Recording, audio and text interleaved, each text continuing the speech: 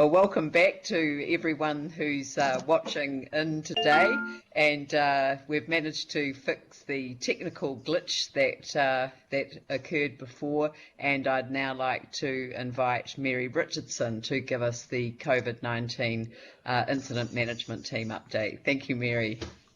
Great, thank you very much, Mayor and Councillors. I'm not going to give a rundown of the situation and the status because you have received situation reports regularly and the environmental scan, plus had a briefing last week and on Tuesday. However, just want to note three things. It appears that the action the country's taking is having an effect. We have seen a drop in new cases over the week. Our fatality rate has dropped to 0.08, which is one of the lowest in the world, and we still have community transmissions only at 2%. As far as I want to report first on what new activities, so it's not the things that have been running, but new activities and changes out of our council EOC, that's Emergency Operations Centre. So in the last couple of days, we have had an increase in the number of people calling our 0800 number. So we are actually receiving well over 100 each day now. We are responding with food and other needs, both by our response team, which is a number of council staff, plus other volunteers, through Student Volunteer Army, where again we have staff working with the Student Volunteer Army, and also through other food bank suppliers. Over the coming weekend, we will be having more work from the EOC and our staff around the foreign nationals. There's a number of flights coming in over the next number of days to take foreign nationals home, so it will be a busy period there. As you know, that's been done in partnership with the airport and with health and with other agencies. We also will have some inward bound flights coming back to bring people back, and we'll be supporting that with their welfare needs. We now have, I mentioned earlier that we were doing the outward bound calls to over 70-year-olds living alone in partnership with MSD, and we now have over 40 staff working on those outward bound calls, and we'll increase that number, and that's just to ensure that actually we make early contact with those people and make sure they are well supported, and if they have any other needs, we can cater for them. We have rapidly had a team out today at the request of the National Controller to close all our jetties and some of those pathways around waterways, just to get that social distancing and avoid any risk over the long weekend. So we have had our full parks team out there doing that today, so it's closed in time for tomorrow. So that's the main new or changing patterns across the EOC. We, in terms of the council business as usual and essential services, there's not much update there apart from the fact Three Waters and Waste, they're running as normal, well stood up, but they have now moved to a split shift roster to protect teams, and that's so there's no contact between those teams, and we will always have one team available. We also want to note that there is going to be a high tide over the weekend. We are aware of that and mindful of that, and are actually putting checks and precautionary things in place, but you will see some water on the roads in the eastern suburbs, or may see, are likely to see, but we are actually on top of that and are working proactively around that. The other thing around our consenting, as you know, we are 100% operational in our consenting area over the lockdown and have been since day one. That work is continuing to make people, to ensure we don't slow things down, but the new things are that we are starting resource consenting virtual hearings. We are doing virtual checks with places like the Acute Services Building with the CDHB, and are currently drafting their Certificate of Public Use, so that can be issued as soon as they provide the final details. We're also looking at virtual inspections with the port company, so that work can proceed. Also in the consenting area, we are having an increasing number of complaints about animal management, and that's particularly around dogs not on leashes, and we are having an increase in noise complaints and increasing some aggression around when we go to deal with noise consents. The call centre is continuing and is now starting to get an increase in calls. They are actually managing the first 0800 calls when they come in, and also overseeing the outward bound calls. So as you know, they were 100% stood up before the lockdown and are continuing to provide services, plus taking on extra work for other agencies who are unable to run a 24/7 service. So they are incredibly busy there as well. The capital program continues in terms of doing that work to prepare for coming out of lockdown, but also liaising with contractors and suppliers. We are very mindful that these are our partners and will be our partners in recovery, and we need to carry on supporting them during this time. The other areas across council that continue to be busy around our parks teams, which are continuing to have to do some of the controls around parks because of the increased dumping in parks. So they have to tidy that in case it there's a fire risk or else increases rats and other vermin. They are also having to do much more pick up of rubbish and dog droppings in the parks, probably just because of the sheer number of people there. That's probably all there is to report on what's new. I can stress again the tremendous work that our comms people are doing to make sure people are kept informed, trying new ways of getting messages out every day, and ensuring that it reaches out not only on our media but also out through other channels. That's probably it. I don't know if there's any questions. Yeah, I'll run round the table for this one because you know, it is a significant set of issues. But just a couple of things. One is the that real need to be able to communicate with people who aren't online, whether they have a computer at home and but it's somebody who's just not confident to look up websites or fill in forms or applications or anything online. I know that the council's got some good supporting facilities through the call centre where people can be assisted to fill in council forms, and I know that government departments have that too, but I think sometimes it's just that human contact that's really important for people.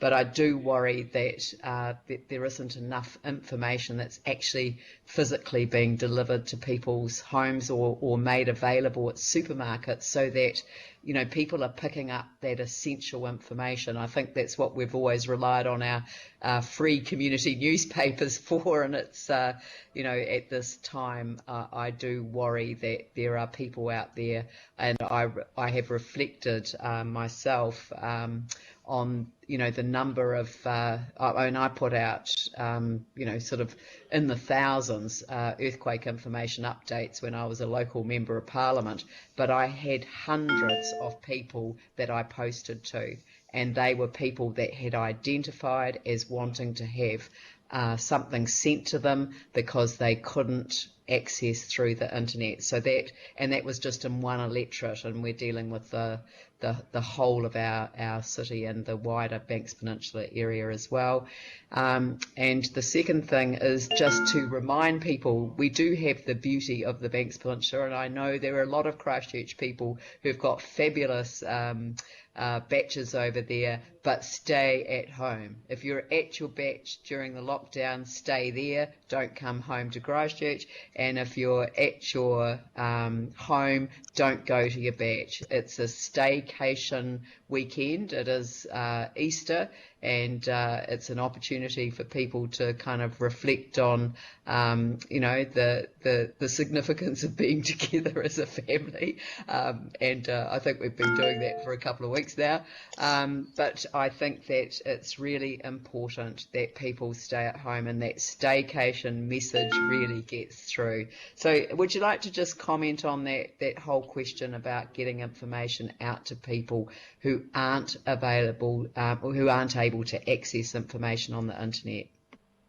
Yes, that is one of the reasons that we moved with urgency into these outward bound calls, because the initial target population there are probably going to be some of the people that aren't as digitally able or connected as other people. So the outward bound calls, a lot of that is about do they have the information, do they know what's going on, would they like more information, and being able to give them some immediate information but ensure they get more.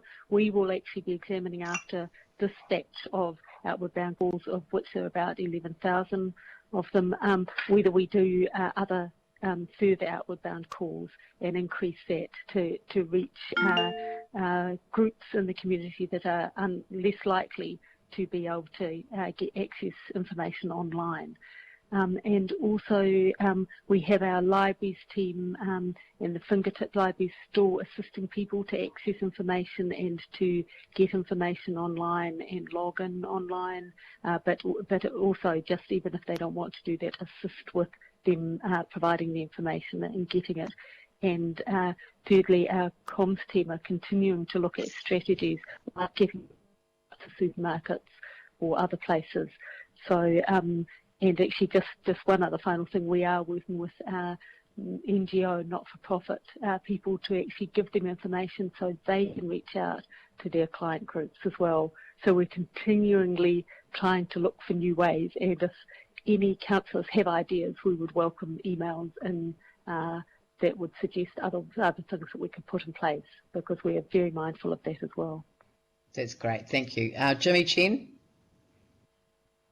Only the one question, yes, like the Mary, she mentioned earlier, you know, because at the moment staff provide essential services only, so the particular people are a little bit concerned. One is the some residents, you know, they probably stay at home, so they create a lot of the kind of rubbish, and they're dumping along the suburban area. It's very miserable. The other one is the particular, like between the Denton Park and the Kyle Park, the railway, you know, those the grass grows up so fast. They particular concern whether have a risk, you know, to create a fire risk again. This kind of, you know, this issue, I'm not sure whether staff still have people have a kind of irregular or regular monitoring regarding this our park, you know, or grass, etc. Whether Look, I know that councillors have got individual issues that they want to raise, but the generic issues are really for this call, and I think that the individual issues, you know, like the grass growing, you know, I think a number of us are aware of that one too, but I think just keep sending them through the service centre, because the call centre is absolutely the place to send service requests, because they get prioritised and they get dealt to based on whether they are essential. But the generic issue, I think, Mary, goes to your point that you made in your presentation, which is that from a generic point of view, perhaps we could talk through the situation that's in place with our rubbish collection, because people are now allowed to use their yellow bins for rubbish, because it is going to go to landfill in the meantime, and that may assist some of the problem with the dumping that we're seeing. Yes, there's probably no more to add to what you said. That's exactly the advice, is use the red or yellow bins, because it will be going to the landfill. Report any concerns you have through the call centre, and we are having increase in numbers of rubbish dumping on the roads and parks, and they are being triaged according to their urgency. Okay, thank you. Thank you.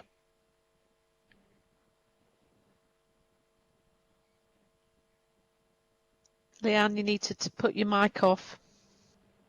Sorry, I did suggest that to a friend of mine that she could put her recycling to one side, and if she could store it, then she can use her red bin, her yellow bin in the yellow week purely for getting rid of it. So as much stuff that people are able to store that is recycling once we get back into the recycling mode, but it might make it easier for people at least even to get through the lockdown period if they just use the yellow bin for the rubbish, if they can. You know, it's just an idea.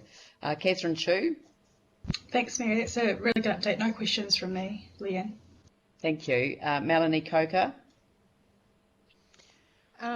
Thanks, Mary. My question, I think you may have mostly really covered it, because what I had been wondering up till now was like our local community development advisors, for instance, I knew were quite regularly contacting community groups, and I was just wondering, you know, you've said about outward bound calls, but I was just wondering if they are contacting those sort of more smaller local groups and seeing if, you know, if they run a community centre, obviously that'll be shut, but are they able to communicate with each other?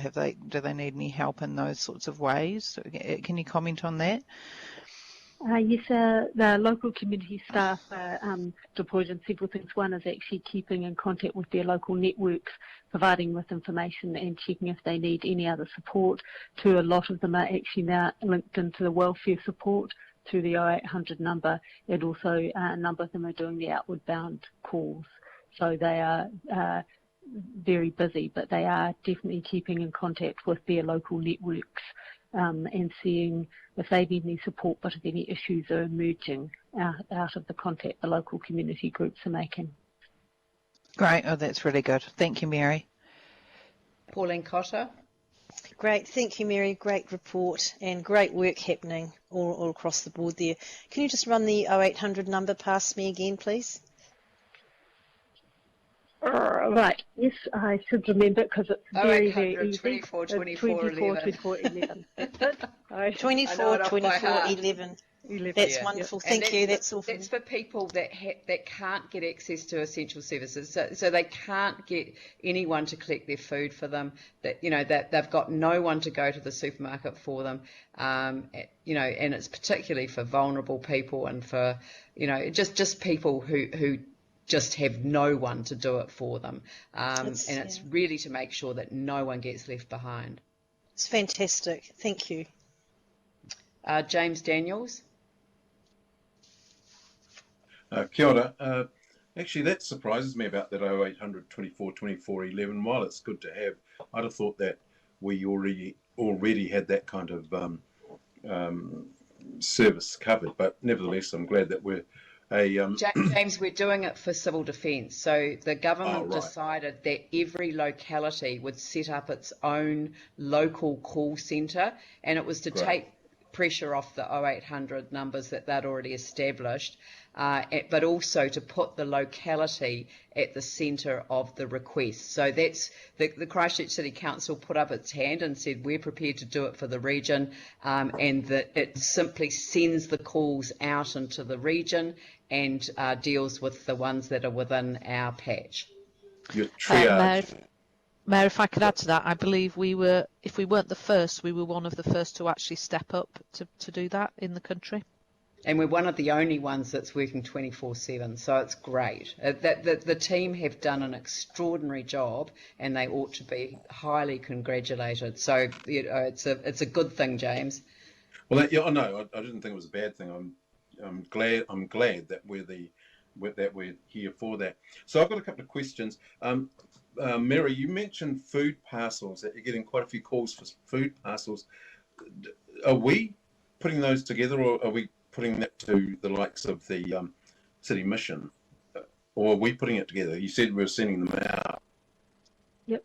So we're supporting and resourcing the city mission, both financially, and that's will be reimbursed through civil defence nationally, and also supporting them through staff with drivers so they can actually continue on their service at an increased level. For other food parcels, we are initially doing some ourselves through our civil defence response teams, and that's just because we needed to step it up and get going quickly, but we actually will intend to send more to other agencies like Student Volunteer Army, which is why we've put additional staff in to back them up, and also other places like Salvation Army. So we are using networks and other agencies where we can, and doing it in partnership with them, and supporting them where we can't and there's still a need. We're doing it ourselves through our response team. But as I said, these essential welfare supplies will be reimbursed through central government under the Civil Defence Declaration. Yeah, okay. Wasn't worried about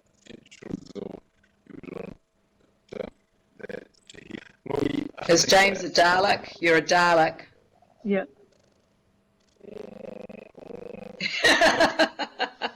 Still a Dalek. No. Exterminate. Exterminate. That's it. We that heard right now? that. Okay, Yeah, that wasn't right. a good thing to come back online with. Not without the Dalek thing. Look, the next question is.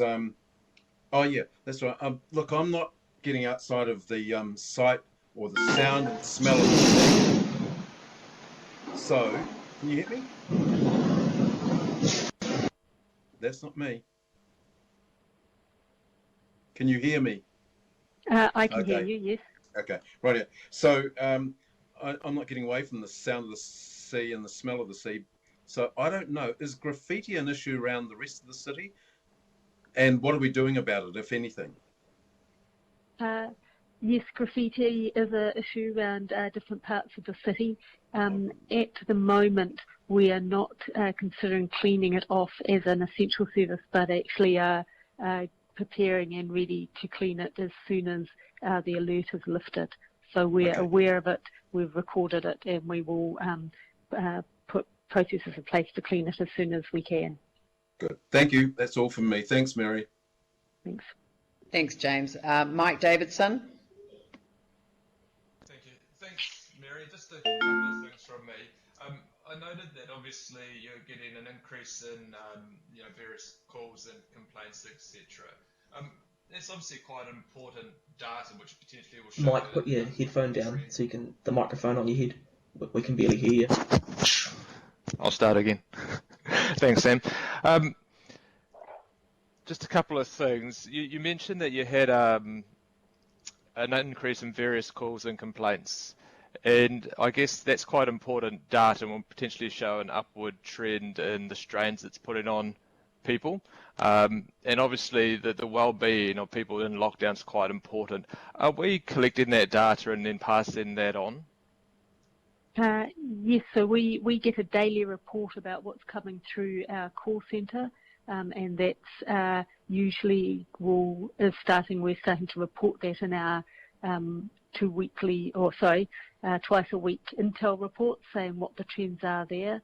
If there are issues that aren't directly related to council, we do pass them on to other agencies, and they do go forward to the EOC, and some go up to the regional and national to see if these are regional and national trends. So we do have a daily data report, and we can actually give you summaries of those on a weekly basis, if you like, just to say what the key trends are for the week. Okay. Yeah, because I guess even when you look at stuff that is just, I guess, solely related to council, say noise complaints, I guess the increase in noise complaints is showing that there's actually an increase, I guess, in stress and strain on people's lives. And I guess it's actually having a look at that, creating the data and showing the trend, and then passing that on to the relevant authority as well, so they're aware of the actual pressure that people are having been in lockdown. Yes, and some of the complaints are alcohol fueled as well. Mm-hmm. People at home drinking, playing loud music, being rowdy, that type of thing. So we have had an increase in that as well. Okay, thank you. And the other thing was on the yellow bins, and I'm just a little bit concerned, I guess, with the messaging that we are doing, and we're potentially going to create habits that will be hard to break when we do come out of lockdown. I think we did a lot of good work to start getting people to put the right things into the yellow bin. And potentially we're going to undo that completely by encouraging the use of all just general rubbish going into them. It's just a concern I have. Great. Yeah. I was going to say, I can follow that up with our comms and our waste team and just check exactly the messaging that's going, and be mindful of the fact that we don't want to break really good habits. So I'll follow up and come back to you. Thank you. That's certainly the message that went out, that we don't want to break habits. But the truth is that there are 3 reasons that sit behind the decision for Eco Central not to proceed. One was the inability to protect the health and safety of staff, and secondly was the increased contamination. It was exponentially increased since the lockdown, so it was just instantaneous, just people using the yellow bin after all of the good work that we'd done. So in a way, we've just given into that and said, you know, during this period it's going to be used for the for red bin as well. It's all going to landfill, you know, as much as people can save for later as possible. But the third is that there are issues around markets for recycling products. So there are a number of challenges facing Eco Central, and we as a city, as you know, the purchaser of those services is going to have a serious look at all of those issues when we have the chance to do so. Anne Galloway. Sure, thanks Mary. Remarkable work being done, thank you. Just thinking about the collaboration or partnership with the police, and hearing, you know, alarming statistics, unfortunate statistics about family violence. How closely is the call centre working with police? The police are in the EOC and ECT with us, so they are there. We're there for stand-up meetings with the civil defence team, so working closely. They are working closely if we have call-outs from noise complaints. Sometimes police accompany those if need be, and we're working very closely. We have a very strong relationship with the police here in Christchurch. It's been built up over a number of years, so working closely with them on any issues that emerge and the daily contact. Excuse me, somebody has got their phone on. Who's got their microphone on? Someone was just breathing very heavily. It's gone. They were breathing very heavily, and it didn't ruin the call, because this call's going very well. Maybe we've been hacked. It's been sorted. So does that answer your question? Yes, I had just one other question, or one thought actually, in terms of information. Everyone's standing in line at supermarkets. Could there be small notice boards, you know, put along? There so are people taking care of that. I'd rather that we use this for the council briefing. Thank you. Thanks. James Goff. No questions from me, thanks. Thank you. Jani Johansson. Thank you. 3 questions. One is, when are we likely to get a list of work that is happening, work that's postponed, and be able to communicate that to our community and our community boards? I'm getting a lot of emails from concerned people. I've got a meeting set up with Dawn this afternoon to talk about that, because there's a proper process that we just need to put in place, and we need to act very, very quickly in order to answer that question. So next question. Right. So next question really relates to Māori and Pacifica communities. There's emerging, well, it's not being, I mean, I've raised it probably over a month ago now, but there's just repeated media articles about those communities not getting things in a way that is clear or easy to understand, and there's no specific tailored response plans that appears to be developed for those communities that are, as I understand it, very much likely at huge risk. far greater risk than the average community. So I just really wanted to understand at a local level if we've got discrete plans to make sure that we're communicating and engaging with those communities in terms of a specific response.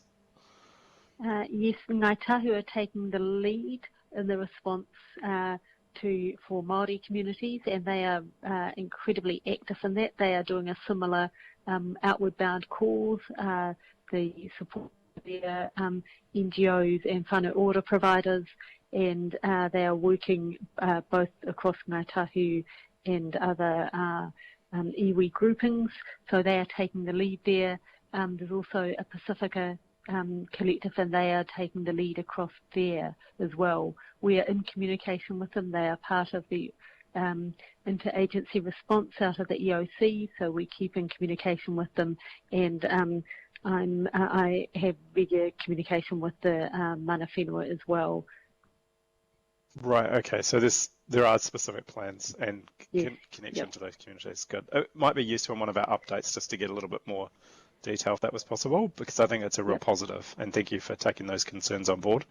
And just a final question, you keep talking about the resourcing, and we're doing a lot, and we've kind of heard that when we come at the emergency, civil defence will reimburse us, but I guess our experience through the earthquake was that not having clarity at the start leads to a lot of argument in the future. So can you just I asked this at our last council meeting. I'm just trying to get some sense of how we're paying for what we're doing, and what's the sort of budget envelope, and what budget agreements we have with central government. Can we again just park this and respond to it later, because I can just say where it's directed by, where it's directed by civil defence, there are agreements.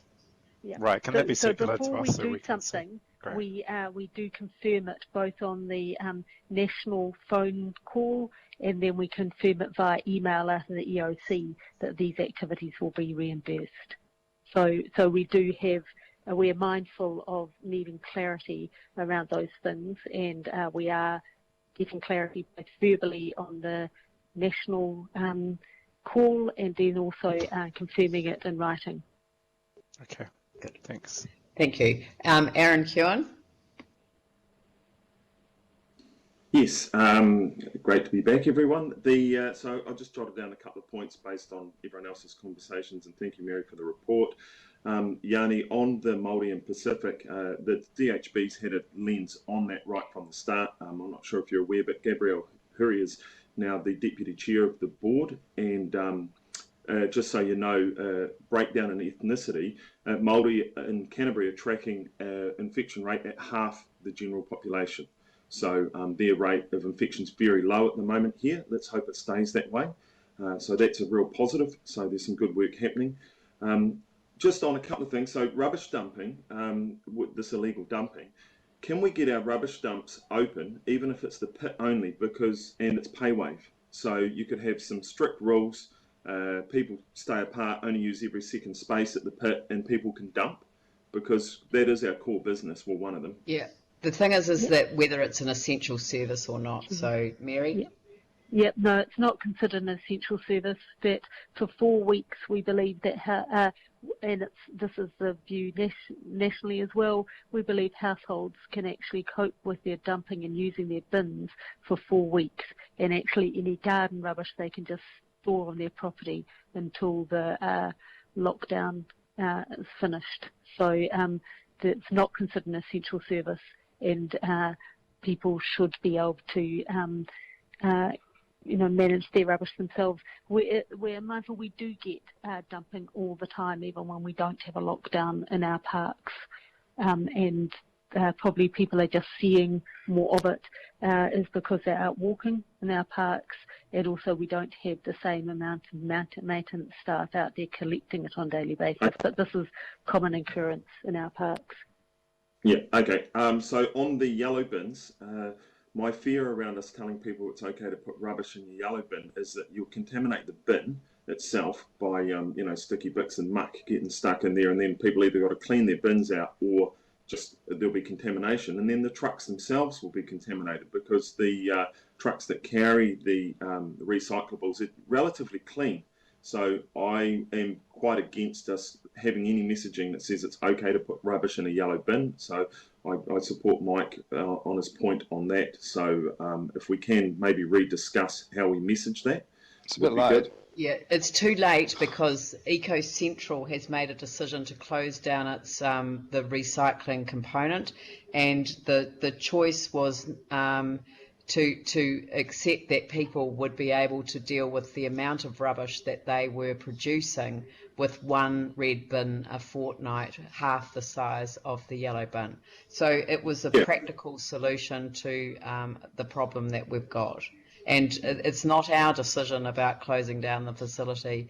It had to be confirmed by way of staff delegation, but the decision ultimately, Eco Central Board looking at health and safety, and you know the importance of health and safety, and at the end of the day, it had to close. Yeah, that wasn't the point I raised at all, but it's good that everyone misunderstood it. The point I was raising is that I totally understand that has to be closed down and that the recycling is going up to Cape Valley. What I'm saying is I think it's poor form that we tell people it's okay to put rubbish in the yellow bin when they should be just in the red bin, because the yellow bins and those trucks will get contaminated as well. We can't replace. We can't tell everyone. I mean, yeah, okay. Look, that's all right. We'll take it offline because there is an answer to that question, but I don't want to hold up the meeting. Okay, then the other two, just quickly, is graffiti. That with the build-up of graffiti, that maybe it could be one of those jobs that the Student Volunteer Army might be interested in helping tackle in one hit after the lockdown. Yes, we actually, to the last count, I think we had 1,000 volunteers already in our graffiti, across our graffiti project. So we do already have a large number of volunteers as well as some contractors in there. So we can. We will look at some initiative like increasing the volunteer hours into that. Cool, that's great. And then finally, just the last one on the when you said before, Mayor, about the challenges for Eco Central. Challenges are actually always opportunities when you look at them from the other side. So we should always watch our language in a recovery that was solution focused rather than problem focused. And I think coming out of the earthquakes, that was one of Christchurch and Canterbury's main problems, is that we were too often problem focused and not solution focused. So if we always watch our language around opportunities, because I think there's a lot in recycling. Thank you. I apologise for that, and I totally agree.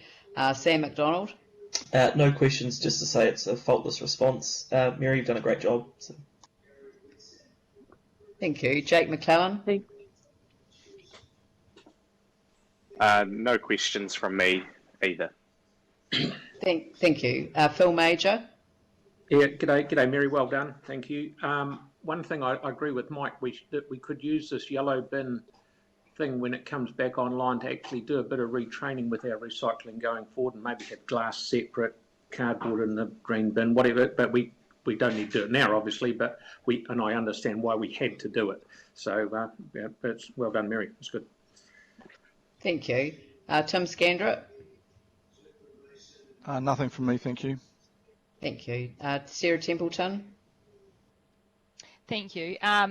Really comprehensive, Mary. Thank you so much. Looking forward to this stage being over and us being able to take a bit of a breather. But it would be really good, and I know we've done this a couple of times already with the recycling. My suggestion is actually just to collect the red bin weekly and have everyone just put the yellow bins away for now. So that's exactly the same volume. Everything goes in the red bin. People put their yellow bin away, and that way, when we go back to being able to do recycling, we just say, hey, these are the things that go in your yellow bin, rather than getting people into the habit of contaminating stuff into the yellow bin for now. But apart from that, that's me. Thank you very much. Thank you. Andrew Turner? Nothing from me except to say, Mary, thanks very much indeed to you and the team for all the work that you're doing. Thank you. Thank you very much, Mary. It's much appreciated. Thank you very much for what the whole team's doing, and please pass on our thanks from everyone through to the EOC onto the rest of it. And we've got a resolution here that the council receive the verbal update from the COVID-19 Happy to incident move. management team lead. Happy to Moved by second. Sarah Templeton, seconded by Melanie. Melanie Coker. Sorry, just recognising voices. Just a bit of discussion, if that's okay. Well, I'd rather not go through the list. I don't think you need to, Leon. I'm more than happy not to discuss anything else. So, is Yanni the only one that wants to say something? Yep. Okay, Yanni. Thank you, and thank you to Mary and the staff for all the work that they're doing. It is a huge task, and they are doing a really fantastic job. I just wondered whether it would be useful to have an amendment or an additional resolution to It's get a too report late. We've back. opened up the debate, Yanni. So if you'd wanted to move an amendment, you should have said so at the beginning. You can't start a debate. You know, I'm ruling on a point of order. I couldn't get No, the you question should have answered, said that. You should have said that you wanted to move an amendment to the resolution prior to me putting the resolution. You then asked to speak to it. You didn't say that you wanted to amend it. It's too late to amend it now. So please, Yanni, we're all struggling with a different environment to work with. Can you finish your debate? Obviously, we will take notes from what you say. As I say, there are a number of issues that I'm following up with Dawn this afternoon, and I will listen intently. Far away. Right. Okay. So look, I appreciate the fact that you're going to follow up stuff after this meeting, but I think for the community, in terms of transparency, it's really critical that we send a signal around what's happening with our community boards, what's happening with projects that are either put on hold or that are proceeding. We voted not to suspend non-urgent work, and that was very deliberate, and we had a discussion about that previously at council. But I think the community are getting very confused about a whole bunch of things that are out for consultation, projects that were underway, and decision making at a local level that just seems to be in a vacuum. So we need to get some clear understanding of what work is going on, what work is being postponed, and who's making the decisions when. And I think that's really, really critical. So although I can't move an amendment today, I would like us to have some opportunity to consider as soon as possible giving community boards their delegations back, because my understanding is with the changes that are being made, they can actually make virtual meetings now that can comply with the Local Government Act. So I just really wanted to emphasise that, you know, there has been a frustration over the last week, certainly expressed to me from people in the community over that specific issue, and I think we need to address it. Thank you. I would like to close the debate with some comments about a sequence of emails that I read at 10 o'clock last night, which had been circulating amongst a group of a particular community board. I think Councillor Johansson's a member of the community board. No one sent the email trail to me, so I wasn't aware of it, nor was the chief executive. We've both now become aware of it, and as a result, we've set up a meeting this afternoon. There are a number of submissions that were open at the time or closing at the time of the lockdown being imposed. This was not an issue that we factored into what was required to be an urgent decision. We do need to amend our processes.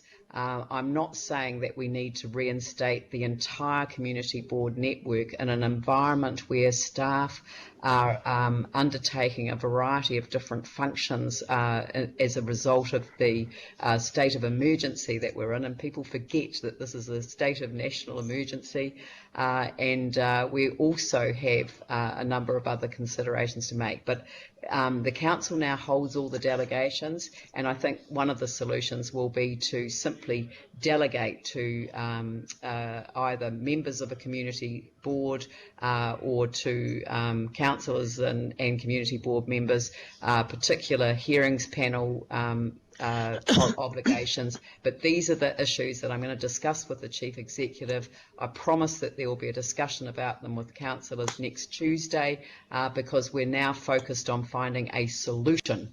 We're seeing this as an opportunity to find a different way of working in environments that have been rapidly changing and which may be extended or changed between different levels. So I certainly undertake to councillors and to Councillor Johansson in particular, and I know Councillor McClellan was involved in that one as well, and Councillor Templeton, that we will come back for a broader discussion next week on an informal basis with a solution rather than an empty conversation. So I'll put the motion. All those in favour say aye.